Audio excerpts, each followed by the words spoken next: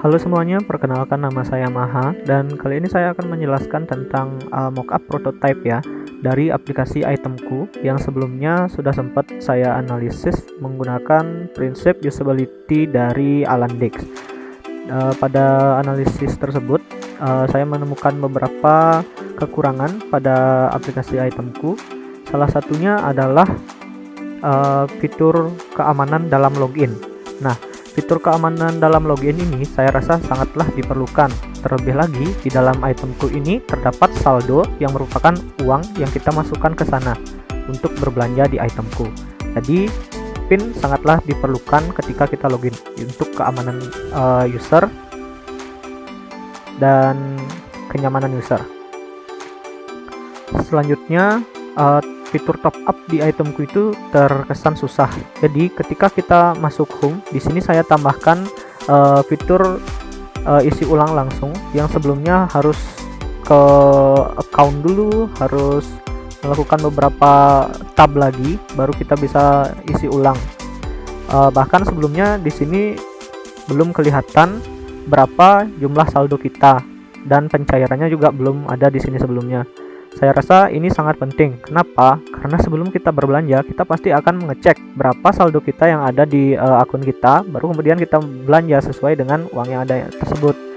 Dan jika sewaktu-waktu kita ingin mencairkan dana, kita perlu dengan cepat, berarti posisi pada home itu adalah hal yang sangat tepat karena ketika kita membuka aplikasi, kita langsung bisa mencairkan, kita bisa melihat saldo, kita bisa isi ulang, kita bisa mencairkan dengan cepat.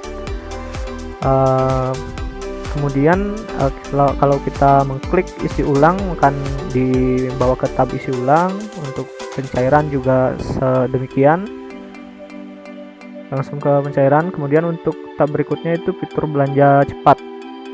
Di sini sebelumnya tidak terdapat fitur search ya, saya baru tambahkan. Menurut saya nih penting ketika kita belanja cepat ya, at least namanya belanja cepat. Kalau kita harus memilih dulu apa yang harus kita beli, otomatis tidak cepat jadinya. Maka saya rasa memberi fitur search akan membuat kita jauh lebih cepat.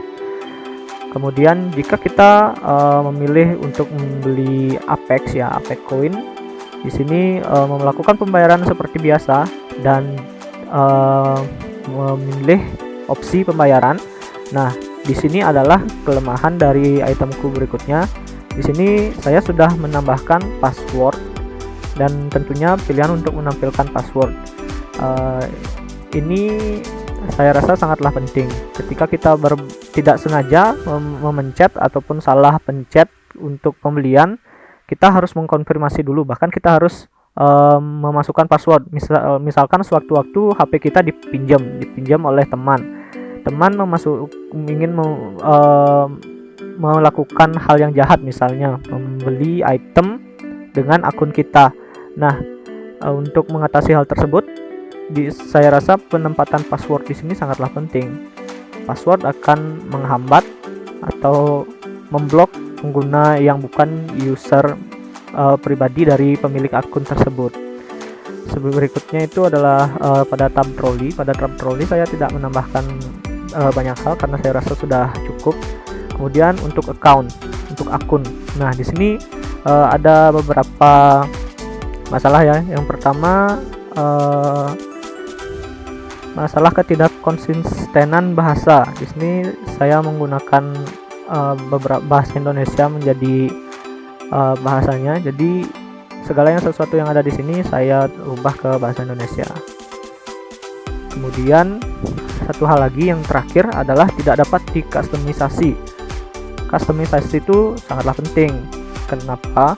Ketika kita membuka aplikasi dalam keadaan cahaya yang gelap, misalkan kita ingin membuka aplikasi pada malam hari, tentunya warna background yang putih akan membuat mata kita sakit. Untuk itu, saya rasa mode tema ini sangatlah diperlukan ketika kita ada di dalam ruangan ataupun di luar ruangan yang gelap dan terang.